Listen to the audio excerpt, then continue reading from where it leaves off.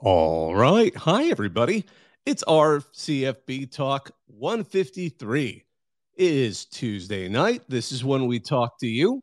So if you'd like to join the conversation, as always, you can just hit request on the Twitter app and we'll let you up. Going to go ahead and fire off that tweet right now. Should be joined a little bit by my regular co host, Sirius. I can see John's here. He wants to be up. We'll let you up in a second. So obviously, we're in a really crazy run up to a season. I can't remember a season where all the craziness of conference realignment and subterfuge all happened at the beginning of August. Usually we have a few months to digest it, and by August, we're getting ready for the season, getting hyped for it. We still are, but we've got everything else simultaneously occurring. So I'm going to go ahead and let you up, John, in a second. Let's go ahead and let you up right now. But yeah, so, I just also want to mention we had a good AMA, Ask Me Anything, on Reddit typed out, which was with Ralph Russo, the AP's lead college football writer who oversees the top 25 poll. We've had him on a Twitter space before as a guest. He doesn't vote in the poll. He just helps select it. Who's a voter? I guess it's a panel that selects that, and he just kind of wrangles the votes. But it was interesting to hear him. I recommend looking that up, that AMA. We tweeted it a few times. It was pretty good. You learned a little bit about also how they handle misvotes. And apparently that happened even this time. Somebody, again, apparently it's a common one. They'll accidentally vote for Kansas when they mean Kansas State, or vice versa. So that one was that one was fixed pretty quick. I also just want to mention a couple of other upcoming AMAs.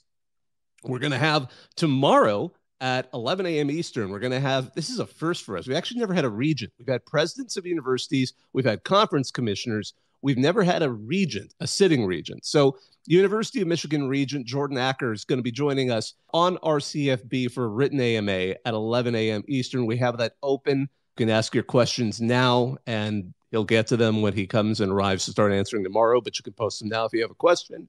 And then on Friday, we are going to have Andy Staples. We haven't posted that yet, but I just set that up. Andy Staples is going to be coming to do a regular typed AMA. He's done a Twitter Space interview before, but I thought it would be fun to mix it up. So he's going to be on doing a typed AMA at about 1 p.m. Eastern. And again, we'll get that open on Thursday if you have questions for Andy.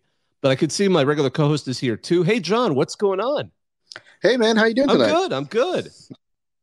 Oh, it's good to hear. Well, first things first, not even really to the question. I just turned on my TV randomly about 25 minutes ago, and I saw that ESPN was doing a fantasy football draft on middle of August. I just want to say out to the world who's listening to this, if you do a fantasy football draft for Labor Day, you deserve every bad thing that happens to your team for the rest of the season. Just want to make that real clear before I get to anything else. So main question, I know, another week, another realignment rumor. I guess you as well as everyone else probably saw the AA's, the American rumors to the Pac-12. I guess my question is how legitimate are those rumors, and how feasible is that, and what do you think happens if that move even occurs? That's a great question. I'm going to just really quickly give an answer to that, and then welcome on Sirius, who's currently just sitting, who finally made it up to the stage. But the Final Four, or whatever you want to call the remnants, the Pac-4. What's going to happen to them? What are we going to have? We're going to have the continuing adventure of the Pac-4 and friends. Are they going to end up in another conference, or are they going to sort of merge where the Pac-12 name survives on with a different one? That usually comes up in discussions of if they're going to join, say, the Mountain West. The American is in a different position, although, again, none of these are particularly great options for Oregon State, Washington State, Cal, and Stanford, because they're going to take a pay cut no matter what. They're going to lose, at least they're going to lose some of their budget from this.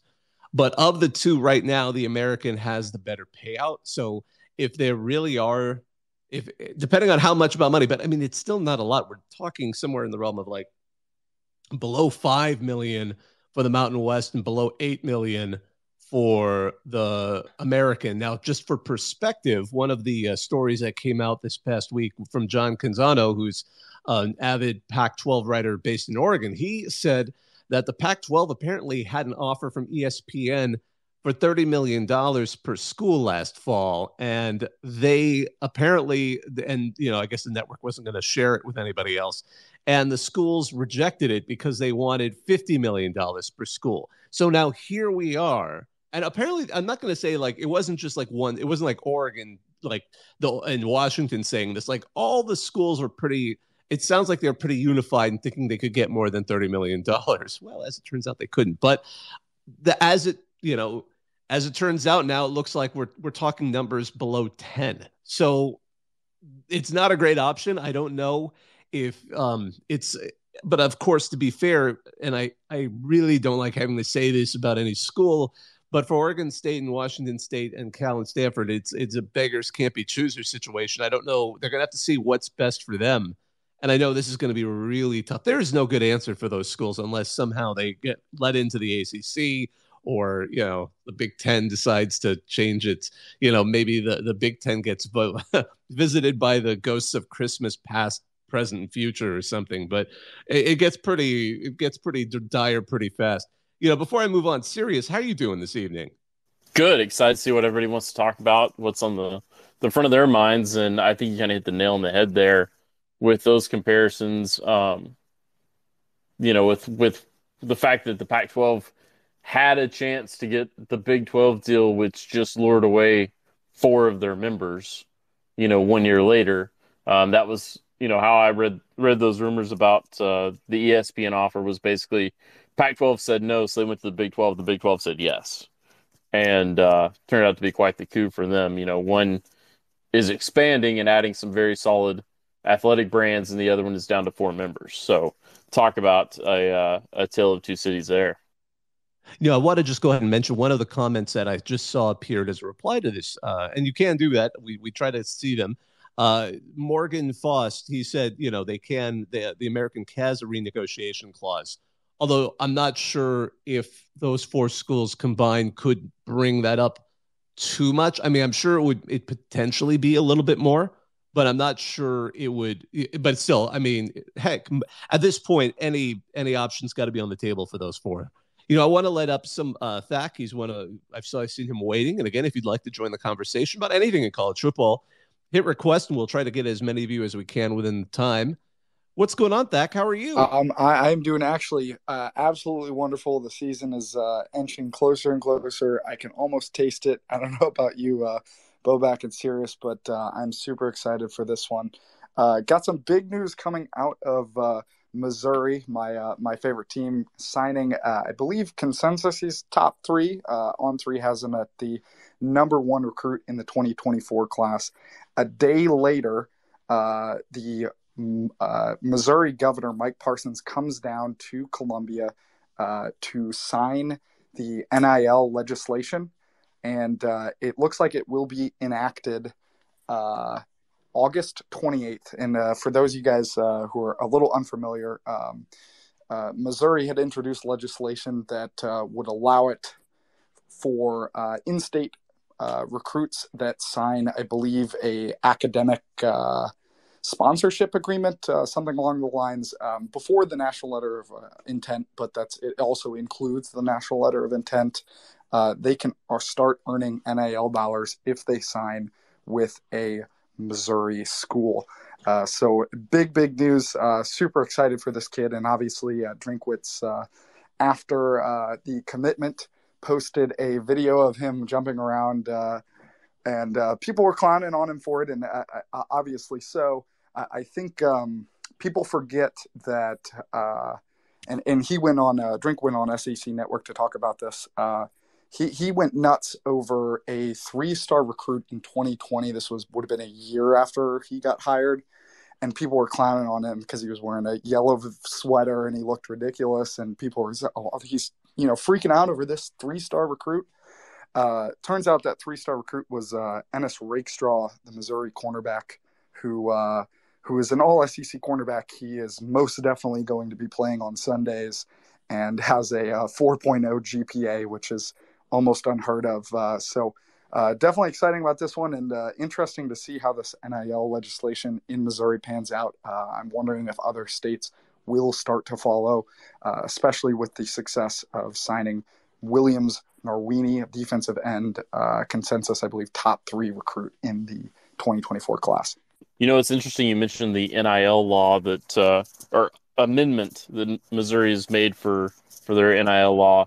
allowing recruits, if they're staying in state and going to a public school, to cash in while they're still in high school, as long as they've signed that letter of intent. One of the things that we talk about in the SEC a lot is the fact that it is such a brutal recruiting landscape in the Southeast in general. When you throw in schools like FSU and Miami and Clemson in there as well, is that you really can't afford to let any of your homegrown talent get away from you, especially if you're a school in a state like a Missouri or a Tennessee or something like that, that normally doesn't produce a ton of blue chip talent to begin with, compared to, say, Georgia or Alabama, Louisiana, Florida, kind of your big powerhouse states. And this seems like a really interesting way for their legislature to try to keep some of that homegrown talent inside Missouri, because, like you mentioned, this 5-star top defensive lineman in the country for the 2024 class, and top 3 consensus. He is a Missouri native, so he'd be able to take advantage of that as soon as he signs that letter of intent. So, an interesting way to try to give the hometown schools a little bit of a leg up compared to some of these other out-of-state schools that might be going after your blue chips, especially when, Drink kept him at home when you've got Venables on the phone trying to get him to Oklahoma. So always a big win whenever you can keep that talent there, and you don't have to worry about somebody coming in and poaching Well, it. yeah, and especially since St. Louis has been a decent, especially St. Louis has been a decent hotbed for some low key talent. Obviously, last year you had Luther Burden, 5-star wide receiver in that area, and traditionally those kids have gone to other schools. So it's pretty neat watching them come back, and the people crying about it. I don't care. It's if you want parity in college football, this is how you get it. Georgia doesn't need to amass another 5-star. Oklahoma doesn't necessarily need to amass another 5-star. And I think it's great. I think it's a crafty and shifty sort of way to do it. Don't get me wrong, but I think that's sort of what needs to happen to keep the same 4 teams from winning it every year, man. This kind of brings up, I just want to really quickly touch on this topic, just the background, only because we talked about it a lot in the off season when most people weren't paying attention, understandably. I mean, we just kept this kind of going over the off season, and I guested a few times on an NAL podcast. But for Missouri, as Thak mentioned, passed a law, and it was kind of an interesting timeline because Oklahoma had a law that they said, you can't go. They were the first state to declare you can't go after our schools if they violate NIL laws. The NCAA will be toothless in this state.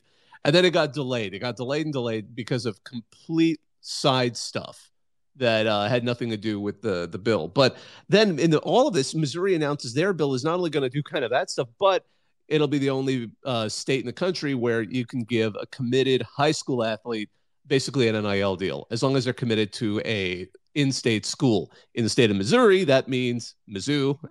And, don't get me wrong, we respect Missouri State, Truman State, Northwest Missouri State. There's some schools out there as well. But for the most part, we're talking Mizzou, especially SEC caliber of talent. And we can see that paying off here. Meanwhile, we've seen, Texas, New York. The funny thing about all of these NIL laws is I have to emphasize they're very bipartisan. So they just sail through each state legislature. Because think about it. If you're a state legislature, even if you don't really care about college sports, a lot of your constituents do, no matter who they're voting for. So they'll be like, hey, yeah, my legislator, voted for my team. Awesome. So I only mentioning that because and I don't want to get too sidetracked, but there is a larger issue that I know last week when we talked with Stuart Mandel on this show, one of the things that I think is inevitable, and he agrees, and a lot of other people agree on this, is the next step is, will we see these top level athletes officially declared employees? The only reason is if they're declared, because at this point we're giving them so many loosened rules on NAL that it isn't hard to imagine a judge being convinced in a court of law, when they get challenged, and they will get challenged, that this person is going to be that we're going to declare all athletes, employees, which won't be a problem for, the Ohio States, Texas, all those folks. But in a level that might go all the way down to Division III, you're going to see a lot of chaos. So that's where you tend to also start to see this push. And we can talk about it if people want to. That's being mentioned in a lot of quarters, that it is time to perhaps separate division, the top football teams away from all the other sports and kind of enter something. I mean, Stuart Mandel called it his Premier League. But I know you had something you wanted to add to all of this, Sirius. Yeah, back when states really started to push this with NIL laws and take matters into their own hands, it seemed like the NCAA was kind of hands off, and they were looking at it more as, we're going to wait for a national framework for this. We're going to try to get Congress to take action. Of course, Congress has a lot more obstacles in the way in terms of trying to get anything done right now than you see in a lot of these state legislatures, where bipartisan legislation like this can, like you said, sail through pretty easily. But the downside is you do get so many differences in how each state is enacting their law. And, Quinn Ewers was a great example of how something like this Missouri law comes into play, where, Texas athletes couldn't get into it early on, but if he went to Ohio State, he could, rides the bench, goes back to Texas once he's eligible to take NIL money there. And, that's kind of created this weird wrinkle as a result, because, that was just kind of the best option available for him to cash in on his NIL money early on. And of course, now he can do it in Texas. So having these little wrinkles and these differences from state to state can have some really interesting and weird effects when it comes to the recruiting trail.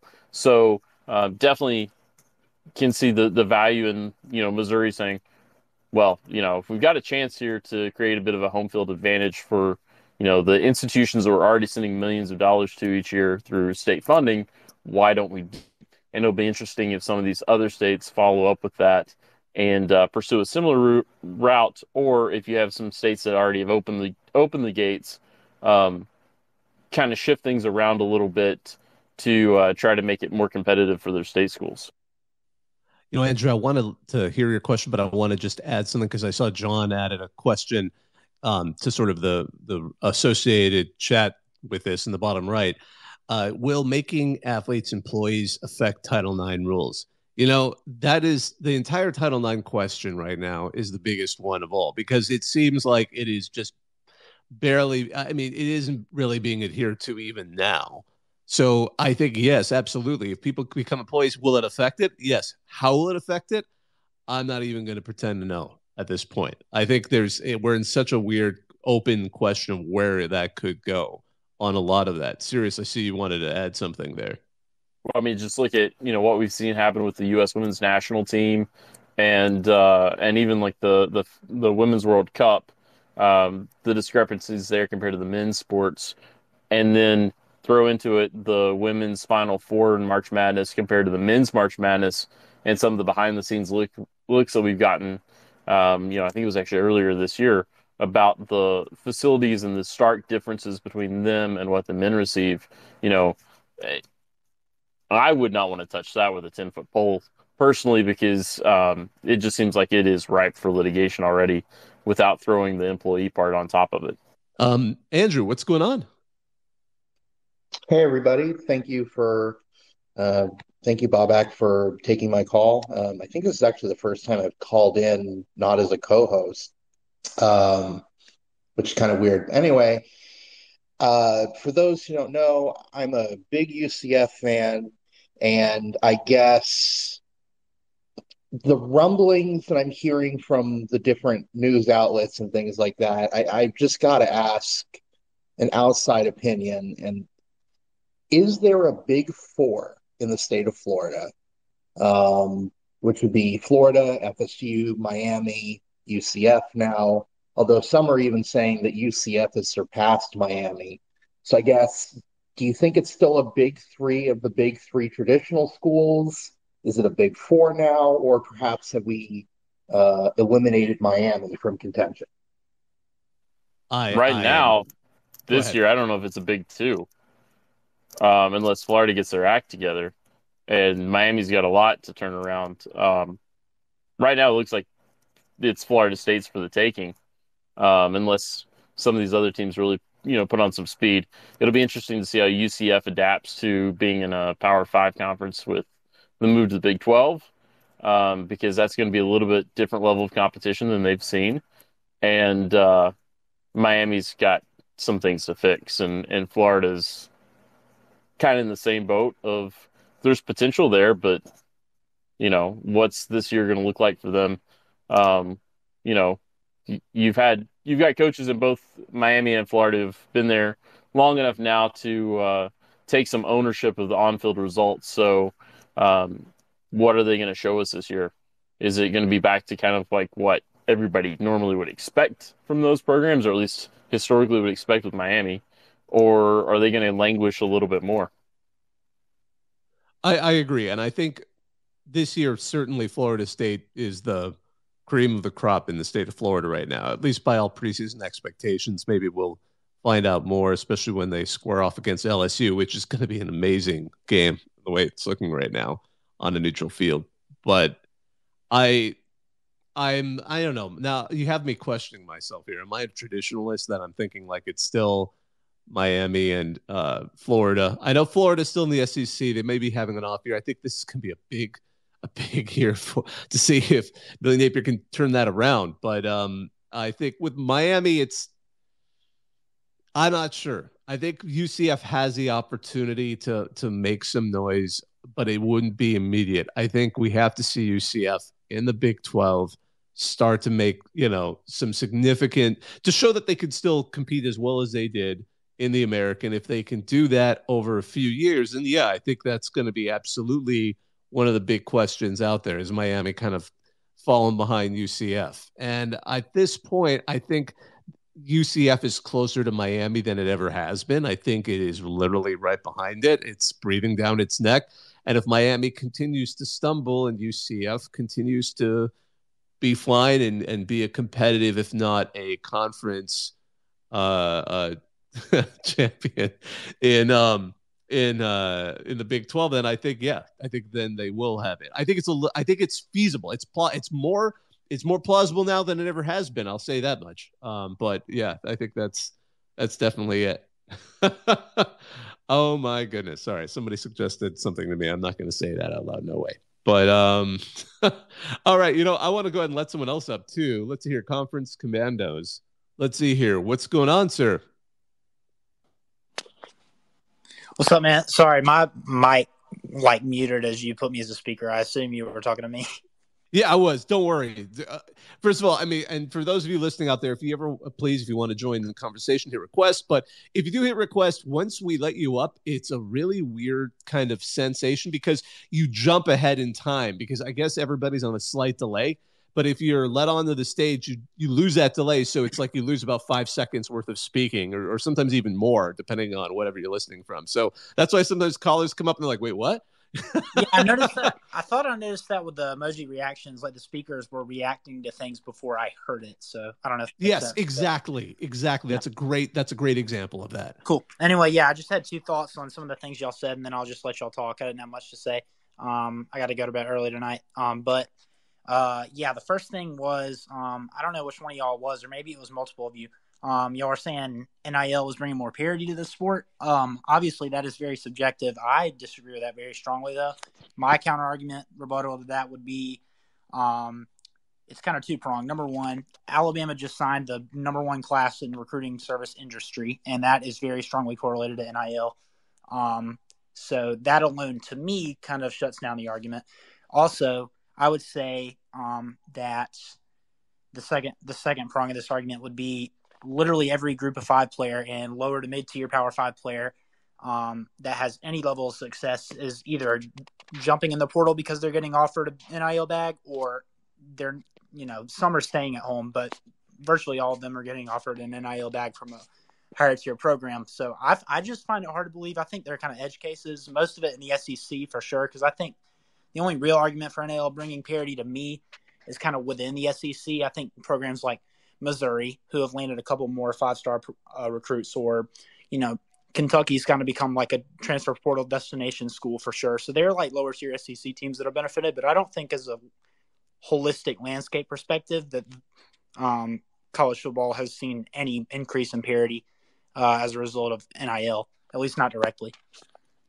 Yeah, and I just want to say I think that comment you're referring to is actually by Thack, who is a Mizzou fan. So there you go.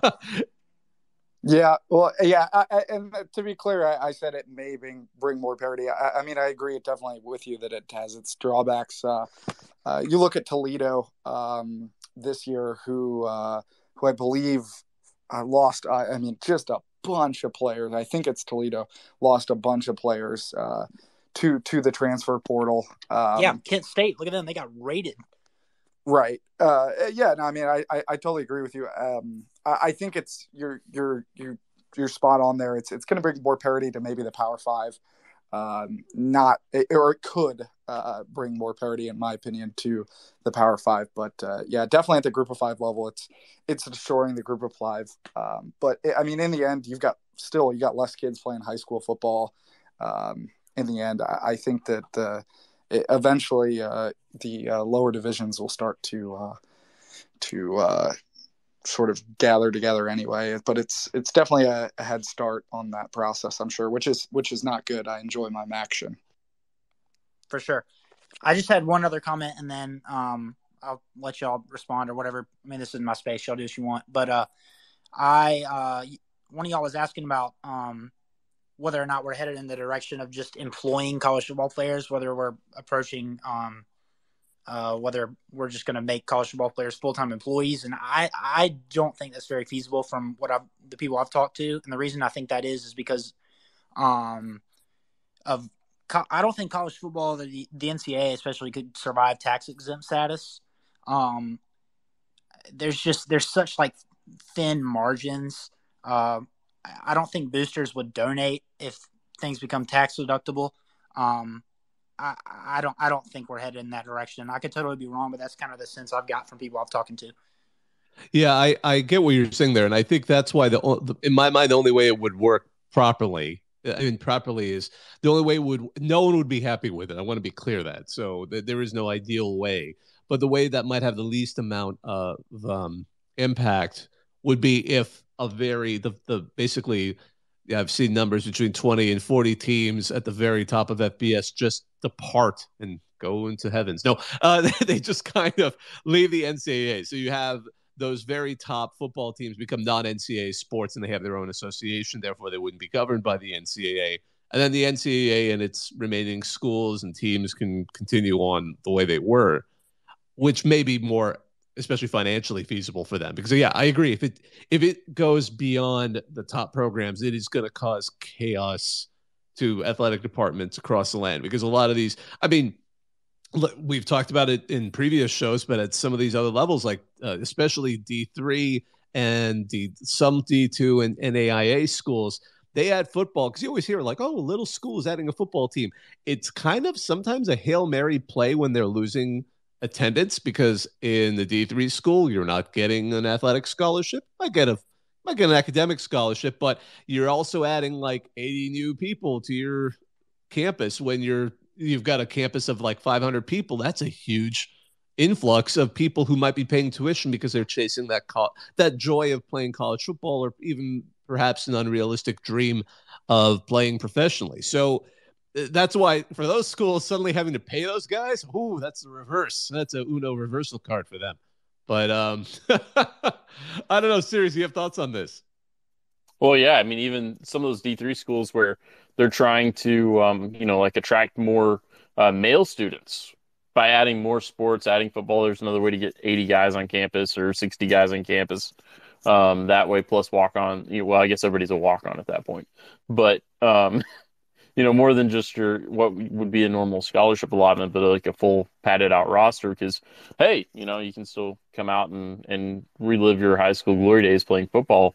Or if you're just going to be a student, it's something else to watch as an amenity. Because I've definitely seen with some of those D3 schools where it's like 60% women, 40% men, and why do they offer football? Well, that is one reason.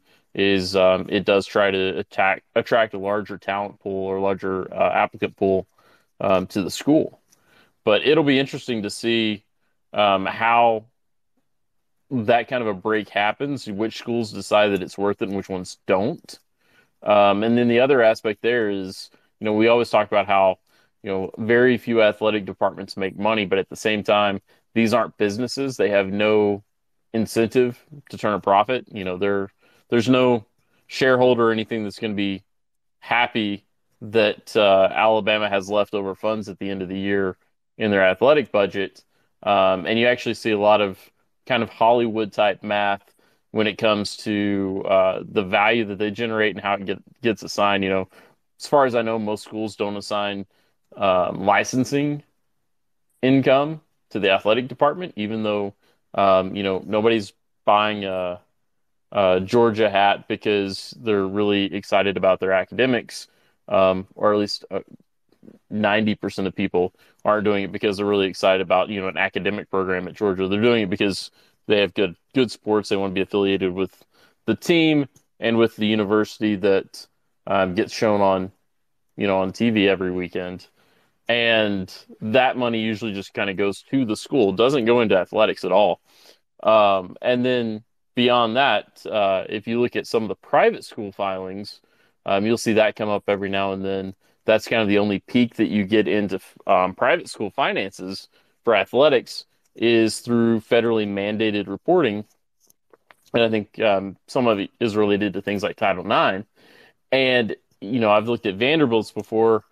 It's amazing. I think we must have the best accountants in the country because we somehow manage to spend exactly the same amount of money that we bring in. And it is the most amazing budgeting that I've ever seen, to where they can consistently do that. But again, there's no reason for them to show that they're turning a profit on athletics, even if they are. And with the amount of money they're getting from the SEC and that check's going to be getting bigger, even with the plan renovations, it's not all going just to fund those sports programs. And you can always tweak that based off of, like what the university is charging the athletics department for scholarships and, the educational side of things. So it's always a little bit of funny math there. So it'll be interesting to see if there is a split, which athletic departments suddenly seem to be more profitable than they were, or which ones aren't as profitable as we might have expected them to be based off of how they've been reporting things in the past. That's a great point. When the curtain rises, if they split off to become some kind of separate top program league. Nolan Green, we just let you up. I'd love to have you join the conversation. What's on your mind? Hello, Mr. Reddit. How are you doing? Good. How are you? Doing great. I'm an Illinois fan. I'm a Wake Forest fan, but I really love G5 football. So I was wondering what you guys thought on the American and like the stance of it right now. I am all in on the FAU Owls right now. Herman, Casey Thompson. So I'm curious what you guys think's going on down there. I love that question.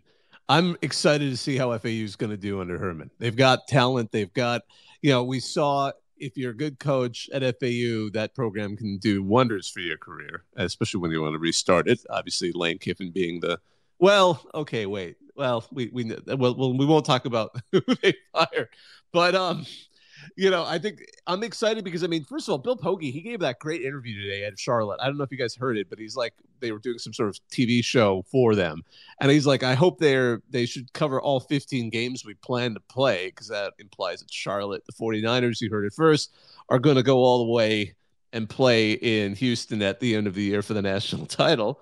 But it's exciting. UTSA is between UTSA, FAU, Tulane, obviously, I'm excited to see who's going to kind of climb up to the top. And I'm not meaning to diss some of those other programs. I would not be shocked if any number of the others, decided to suddenly reach out. East Carolina is always fun because you can never tell what's going to happen with them.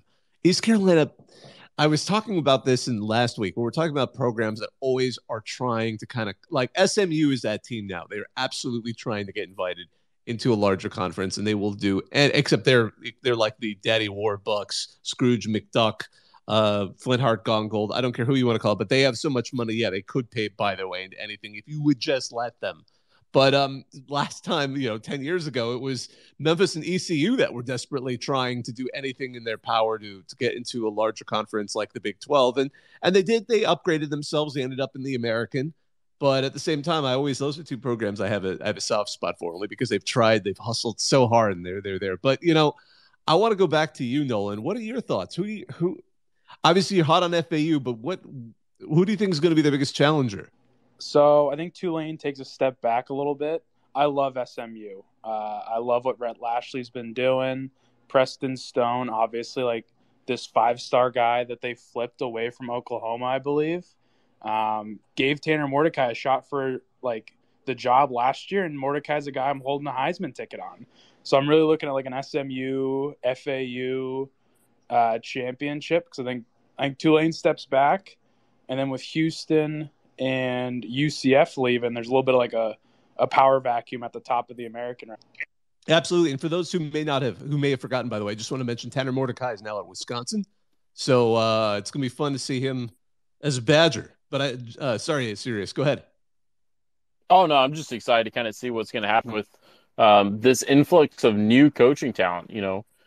Tons of teams in the American that have new coaches for the first time this year. You've got some real personalities. You mentioned Biff, and of course you've got Trent Dilfer at UAB. Alex Golish is new to the conference. Lots of entertaining personalities there and new head coaches. And then of course, Jeff Traylor at UTSA, friend of the program. They had a little bit of a step back last year. Willie Fritz, also friend of the program. Had a fantastic season with Tulane, but also was kind of battling some rumors about potentially going elsewhere. Decided to stick it out at Tulane. Had a big bowl game. So it'll be interesting to see how they bounce back from that. If they can keep it going, if UTSA can come back into it and get back up to where they were the previous season. Just a lot of really fun storylines, it seems like, with the American the American this year. So do you guys absolutely? Oh, go ahead. Do you guys think UAB is going to be any good? Like, is Dilfer just an awful hire potentially? I think it's a little early to know, but man, was that outside of the box. I think that was the biggest surprise. Because remember, UAB took forever. We knew that they had their coach, retired or just stepped back. Bill Clark resurrected that program. He's an amazing guy to meet in person. I met him at a conference media day several years ago before the pandemic. But yeah, no, I mean, he steps back, so they know that they were like the first team with a coaching vacancy. And it took forever. And it seemed like we would kind of talk about it actually on this weekly Tuesday night show, where like something must be going wrong because this keeps dragging out. It was starting, I guess the analogy now I could say is like, this is starting to feel like a Pac-12 media deal. Are they actually going to have something by the end of this? And then like suddenly we're hiring Dilfer, and from a high school position, and obviously he knows his way around a football field. Don't get me wrong. I'm not trying to diss that part, but this could either really work or be a spectacular failure. But either way, it should be entertaining. I think we're going to, especially this first season. Yeah, it's going to be a lot of fun. I'm looking to bet against them a ton. For me, it's firmly in the, if it's stupid and it works kind of category, because it's a gamble, but I don't know. It seems like he had some pretty good interactions with media days and things like that. We'll see. It's unorthodox, that's for sure. But I mean, it's kind of like a less chaotic Dion in a way. There were some comparisons there about going straight from high school experience to college ranks, with no in between, especially with the pro background. Dilfer's a little bit more reserved than Dion is, that's for sure. So it'll be interesting to see, what he can do there. Definitely, he's got some cachet with his name and his experience working with elite QBs over the years. But it always was interesting to see, Trent Dilfer, the guy who is probably most famous for being the shining example of you can win a Super Bowl without a great NFL quarterback, is now, a QB whisperer and now a head coach in the college ranks. So we'll see. It should be interesting. And it should be, and I'm sure, again, I know you mentioned, you touched on this in the initial question, but with FAU, I mean, Casey Thompson is going to be their quarterback, it seems like, and he's been around a long time. I mean, I love when I see a quarterback who, has been, because when he started at Texas, I believe he was recruited by Tom Herman there. So now he's going to be playing for Tom Herman at FAU. So that's going to be one of those fun stories. If you haven't heard about it already, you're going to probably hear about that during the season with a quick stop at Nebraska in between. John, I see you wanted to add something. Yeah, I just actually had a question because we're sorry, we're talking about coaching. Is there a coach you guys are most excited to see this year, or just most interesting? I'm just spitballing this. What coach gets you guys the most interested for this year? I'll say I want to see what Shane Beamer has cooked up this year, because wow, he has a lot to follow up with, because he had a phenomenal end to last season, and that is a big ask. We interviewed him in the off season last year, and at the time we were asking him, how do you deal with expectations going from one season to the next? Because at the time, he was coming off of a 7-6 inaugural season as a head coach. And then he followed it up going 8-5 with the big wins over Tennessee and Clemson, and finishing the season ranked. So, that's a hard thing to manage. Those expectations when you have a fan base that's passionate, they're excited. You kind of set the bar pretty high for your follow-up to it, and trying to maintain momentum going into, his third season now at South Carolina. I want to see what this team's going to look like, and what he has in store for everybody. I'll really quickly run through several people that I'm interested in, because Matt Rule at Nebraska, I want to see how he's going to do. I'll be in the press box for that game at Minnesota to open the season. I'm really looking forward to see that. I don't cover as many games in person as some of the rest of the team, but when I saw that one fits perfectly into my schedule, I definitely made my way and got credentialed for that one. So I'm looking forward to see how Rule does, to see if he's going to be what Nebraska hoped he would be, because this wouldn't be the first time. Scott Frost, I remember how that began. So, but also I'm looking forward to seeing Luke Fickell at Wisconsin, but that's a common answer. Troy Taylor, I just want to see if he can get Stanford moving again, because it ossified under David Shaw. It was so good for so long, and then the wind went out of those sails, and it feels like that ship just kind of stalled, or it just kind of sat there.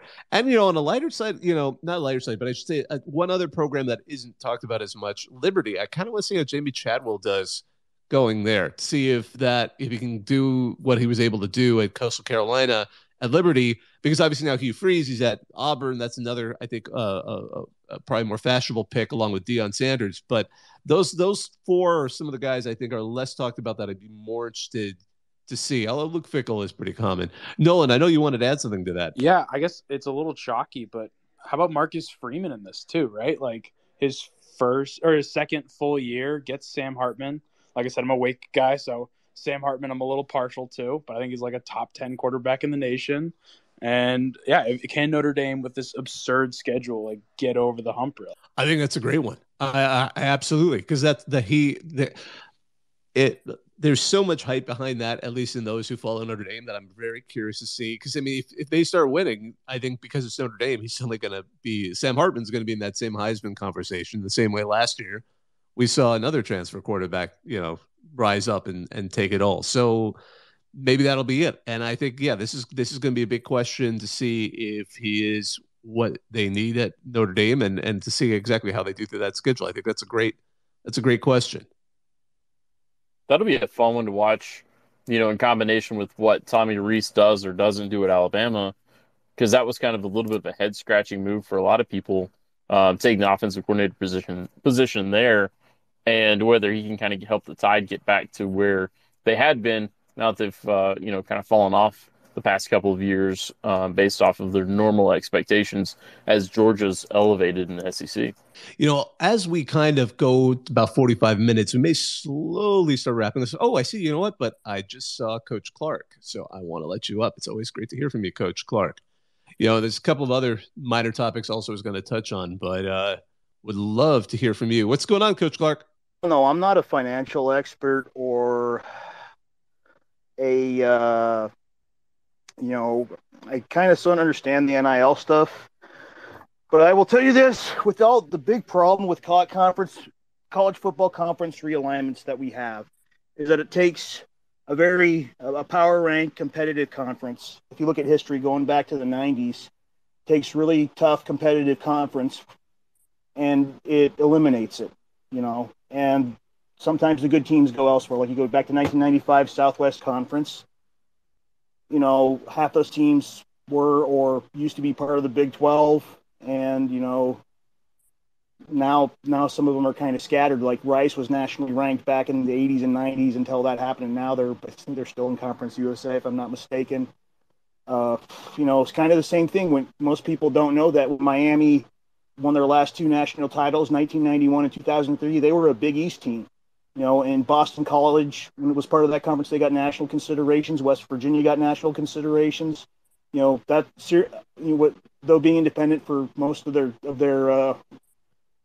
powerhouse days, Syracuse was also part of that. People don't know that Donovan McNabb and Marvin Harrison, I believe, played Big East football. So if they're gonna create new conferences, they need to try to find a way to create a power ranked conference to even up the odds. That's an interesting thought. But just a minor clarification. Yeah, no, Rice is actually in the American, but that they are the team that absolutely got the worst deal out of the Southwest Conference collapsing because they were kind of in the Stanford position. They were this academic powerhouse, and then just while the others kind of scrambled and figure out their ways sort of back up, or at least back to a certain level of respectability. SMU gets sort of a pass because, of course, they were nuked not long before. Yeah.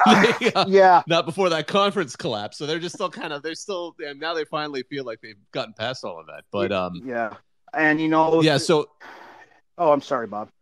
No, go ahead. But, in all the NIL stuff, I mean, from my perspective, it's, we still got to do your checks and balances to make, even at a school like where I coach, but, it's taken a lot of it's gotten rid of the bagels and cream cheese rules, and it's gotten rid of a lot of the stupidity, and whatnot. So we're not investigating and busting programs for dumb crap, And if anyone asks me, I would not, if I was a student athlete now, or if a kid's asking me about NIL stuff, that would probably be the last time I talk to that kid. That kind of stuff's earned. You're gonna have to show up and earn that. We just can't give it to you. That's about all I got on that. I appreciate it. Yeah, and I know there's a few coaches that even at the top level that are a bit like that. I know Michigan's angle was going towards that. If you get to Michigan and prove yourself, we'll give you the money, or at least we'll help you with those. It also got me kind of thinking about just sort of in the general NIL, obviously Charlie Baker, who's the head of the NCAA, they're trying to push that to get some sort of federal legislation, blah, blah, blah. I don't know if that's going to really go anywhere, only because while we hear various legislators in the Senate or in the House talking about it, the odds are pretty slim that anything would ever really pass in that area, despite, the interest and popularity of bipartisan sports love that is out there. But all of that said, I was reading about what they're up to now, only because yesterday Charlie Baker was kind of talking about what they're sort of what direction they're heading. It appears that, they're hoping, I believe this is a long timeline because it's a big bureaucratic organization, but I think they want to try and now formulate a registration process for NIL service providers such as agents and collectives to create a standardized contract and disclosure requirements. But we'll see where that goes. The other thing in just sort of a student athlete health issue is apparently the NCAA is going to also be offering their member institutions, so all NCAA schools, post-eligibility injury insurance for athletes starting next season. So remember the seasons switch over in the summer, so in August of 2024. So that means for 2 years after they've finished being eligible, they will be ensuring that there are student athletes for injuries that took place during their playing days. So that was kind of an interesting one right there. As we kind of go through, there's another topic I wanted to hit on. It was funny. Somebody interviewed Brett Yormark on a podcast, And they asked him, like, well, what would you say to George Kliavkoff? And he's like, I'm sorry that my gain is your loss.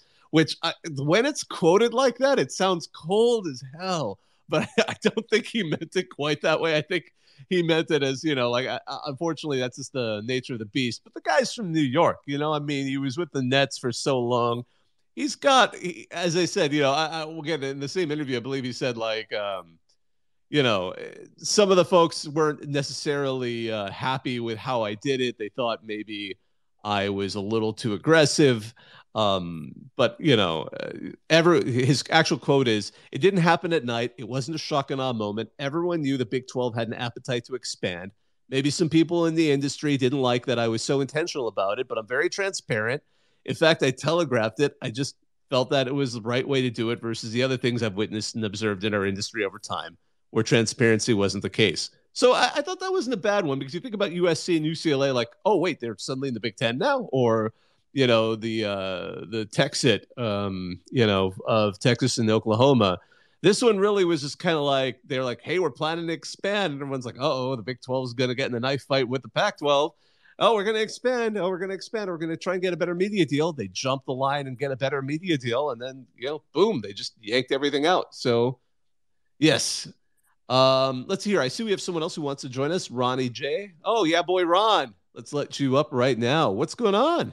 Oh, let's see if we can get you. Yeah, boy, Ron, you're up. So what's up? Oh, yeah, no there was like a little weird delay. That issue's happening where it's like there was no noise. Okay.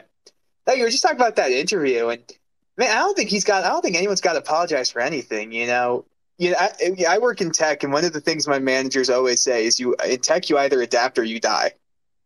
And that applies to everything. Pac-12 never adapted, so they died, and they have no one to blame but themselves for being there. Like, oh well, we can't admit San Diego State until we know what we're working with, and just being stubborn on accepting a deal. Because I remember reading somewhere, I don't remember where, it said that they had a deal that wasn't too far off the one that the Big 12 got.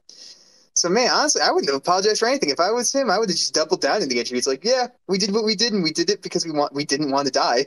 We didn't want to turn into what the Pac-12 is now. Yeah, absolutely. The apparent deal was $30 million from ESPN last fall, and the presidents, according to John Canzano, thought they could get $50 million. So they all said, no way. And oh, how the turntables. Yeah, they were crazy for everything that they would get that much. Well, I mean, it's kind of a history of poor management going back years now. Going back to, the Larry Scott hire obviously turned out to be wrong, but that happens. You don't always know you've got the wrong guy until it's obvious you've got the wrong guy. And in this case, it was obvious to everyone in the country, but there was, for some reason, some weird loyalty with some of the Pac-12 presidents, and, they just absolutely refused to give him a pink slip. And the value of the conference kept declining to the point where, obviously, the financial incentive for UCLA and USC to jump ship to the Big Ten was, I mean, the gap is getting so big.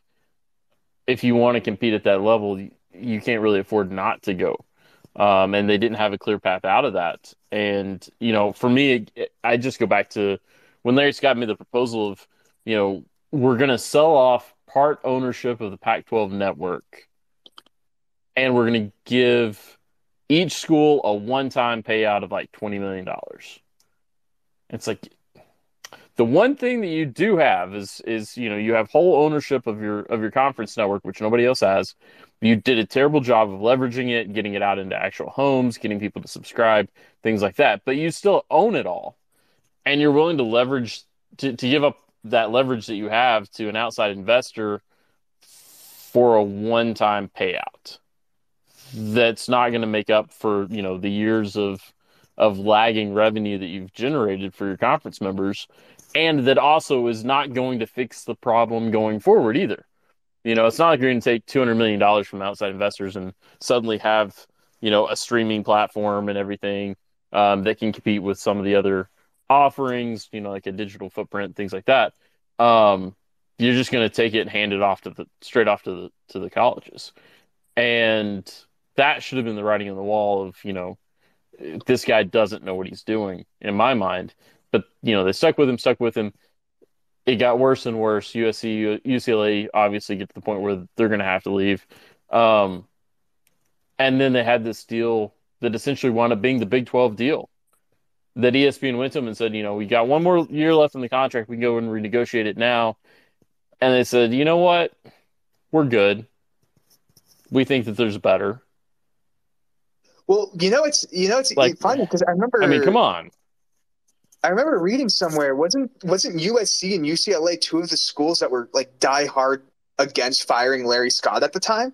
They definitely were. They definitely were programs that seemed like they were fine with the way things were and had. So they were willing. They were okay with it until they just randomly weren't. They weren't. Yeah, exactly. Yeah. And it really was. It seems like USC. Was USC, and then UCLA just kind of. I don't know if they just nudged them or if the Big Ten said bring them too. And they UCLA just happily signed aboard because they needed that financial life raft. But yeah, no, it was. They were definitely. It was a lot like the coach being committed to the G5 program right up until the minute you see them at a press conference in a totally new logo. Yeah. You mean like if a coach got up there and said that they'd have to carry him out in a pine box? I think we're getting to the point where I wonder if that one even hits the way it did. But I mean, I guess so. Well, when you jump ship to multiple schools after that, then it kind of loses some of the efficacy. Indeed. I want to say that was the Oregon State president maybe at the time also a big Larry Scott fan, like that. For some reason, that's been kind of like stuck in the back of my head that there was a rumor that, I guess it was Edward Ray. I'm looking at an old Canzano there were a lot of them. And article. Most of them have now departed their schools. It's just Crow that's basically left. Ray is the strongest supporter of Pac-12 Commissioner Larry Scott in the group.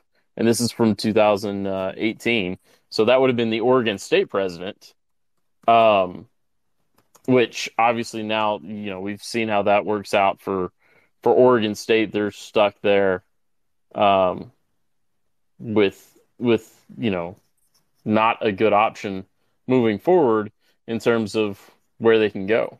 It has been interesting to see the reactions of some of these programs. I mean, Cal, there was a post on our CFB actually today that Cal's AD emailed the alumni sort of, hey, we're in kind of a mess. But the line that really went under the skin of some of those Cal fans was the quote that this happened very quickly.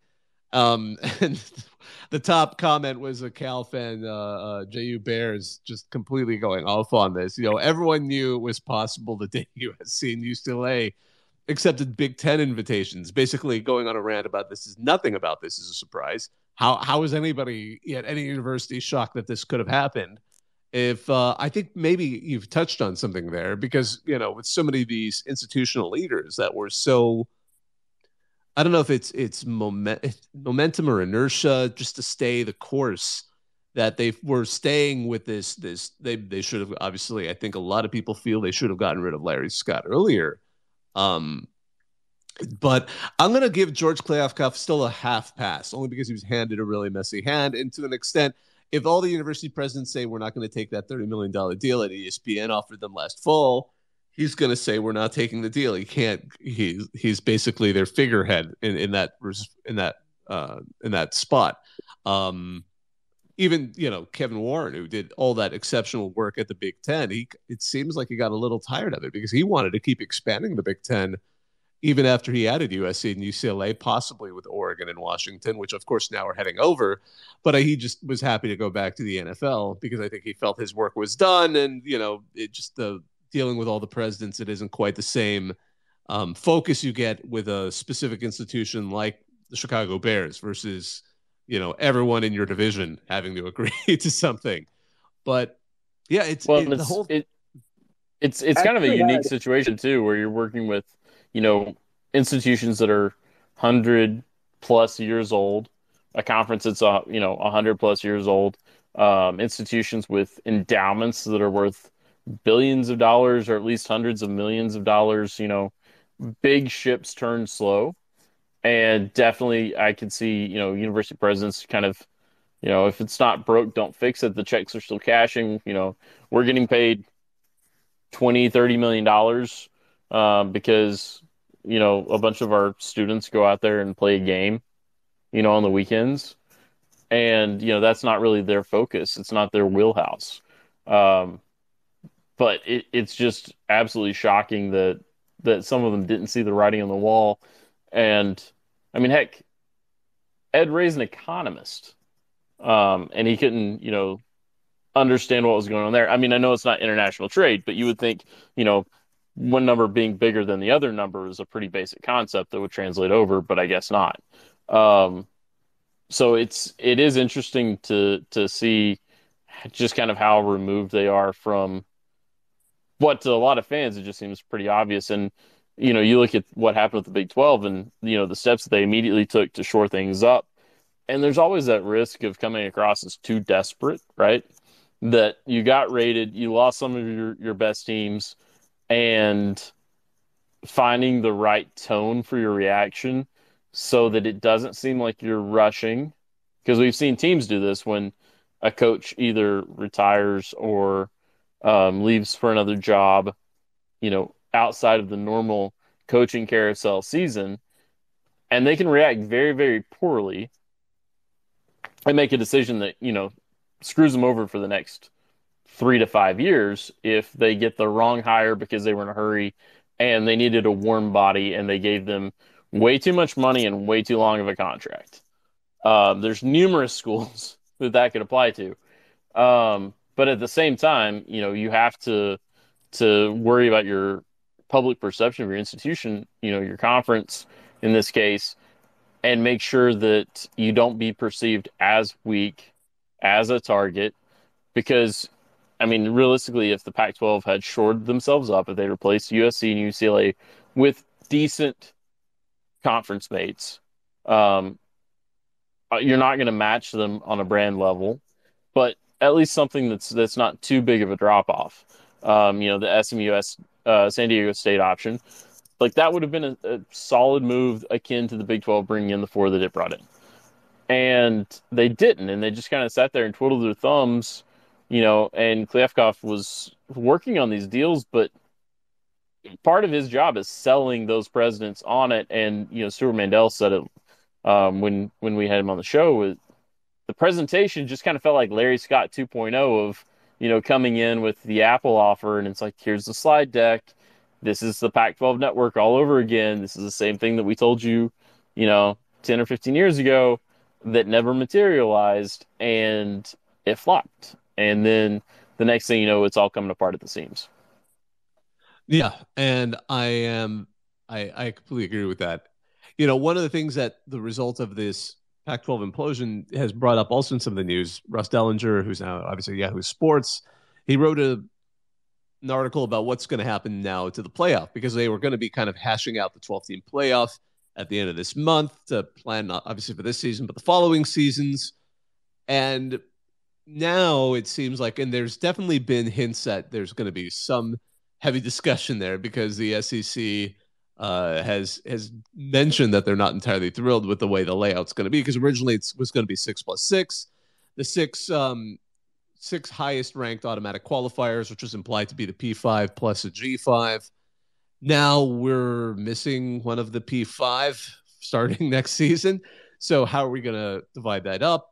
Is there going to be, and there's also more practical matters like the revenue distribution model, because the thought was, if we're giving each conference an equal share, or at least the P5 a share and the G5 a share, it still wouldn't be even if the teams, in this case, suddenly the Big 10 is going to have 2 more schools in the SEC and Big 12, in which in turn are going to have 2 more schools in the ACC. Like, how do we distribute that? Would it be better to kind of do it by team basis? I think that'll probably be what they could do. I could see that. And then perhaps how to do that 12-team format. I mean, some have suggested that they now do a 5+7, where basically the number of teams remains 12 in the playoff, but the automatic qualifiers drops from the 6 top conference champions to 5. So implying that would be, obviously the SEC and Big 10 plus ACC and Big 12, and perhaps the American, or whoever, AQ, I should say, whichever team from the G5 manages to climb up, and then 7 at-large teams, which would obviously probably benefit the SEC and Big Ten in the long run. So that would be one model, and I think that one may be one that would be more amenable, but it sounds like there might be a fight to try and do the so-called best 12, where instead of going with any conference champions, you're literally doing the top 12 teams that are seeded into a playoff.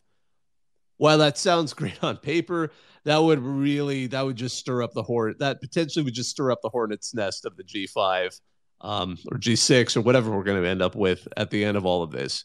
So that's one of those things that, I mean, the ramifications of all of this, I guess will start to get more exciting by the end of this month. And we'll start to see how it actually starts to pan out, because that's when I believe one of the major discussions, I believe it's August 30th, is when they're scheduled to have this conversation as they start planning this. So that's going to be one of those upcoming stories as we head towards the season, before we even get a chance to really truly enjoy football, although football will have started by then. A couple of other interesting notes I just wanted to mention as we slowly wrap this up. Fresno State announced, and I'm getting a kick out of this, Fresno State's home opener.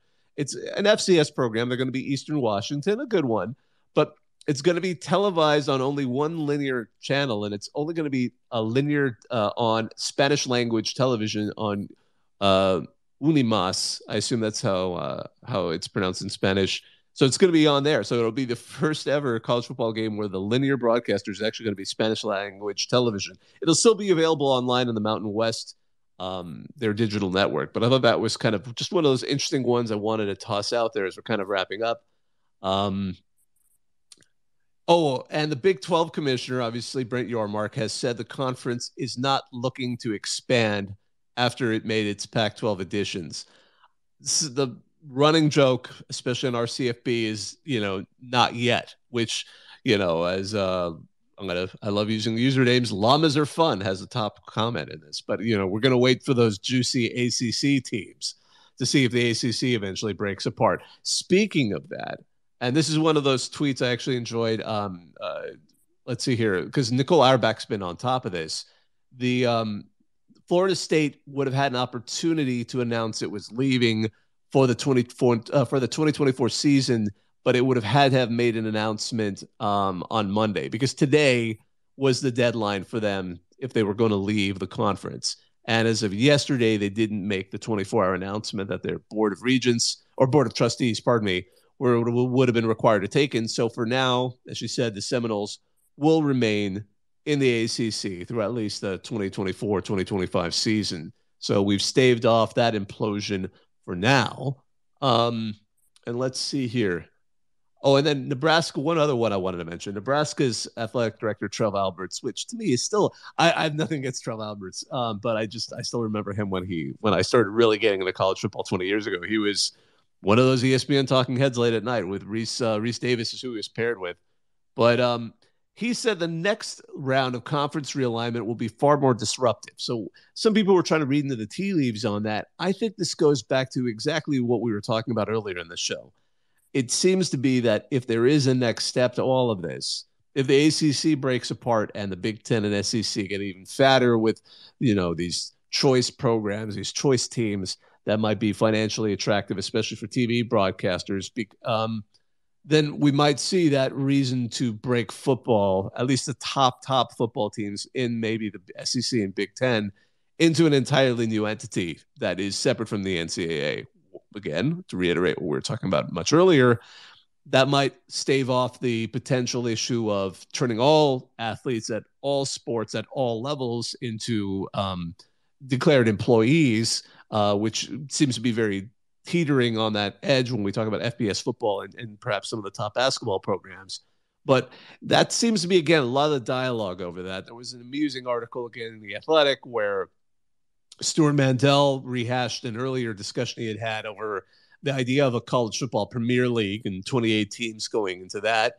And y'all can look that up or whatever. It's all the usual suspects, plus a few that are more current. One thing, though, he brought up that I think is going to be the future thinking when we're talking about realignment is the idea of TV markets is actually slowly receding, only because people are now becoming more direct consumers. We talked about this in previous weeks talking about the how unpopular the Apple deal was with the Pac-12, but it was kind of a weird. There was a flip side to that. While the Apple deal was not attractive at this point in time to the Pac-12, and part of that is that luggage that they brought in of being sold on the Pac-12 network, which was a complete disaster.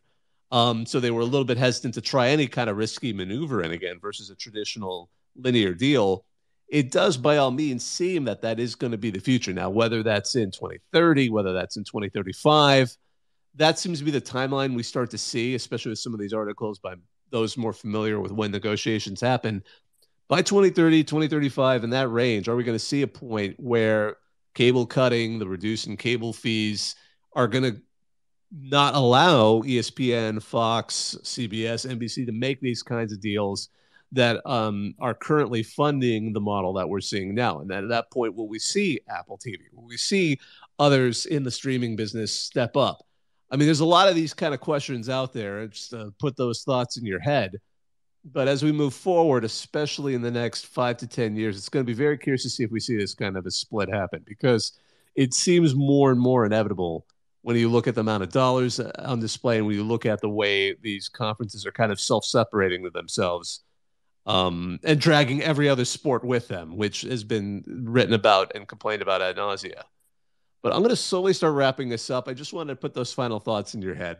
This was our CFB Talk 153. My name's Bob Ekhairi. I was joined by my regular co-host, Sirius. It was great to have all of you here. It was great to hear so many of our regulars like John, yeah, boy, Ron, Thak, many others. For all of you who listened, I just want to say thank you. This is our CFB Talk 153. Thank you all for listening. Now I'm going to hang up and listen.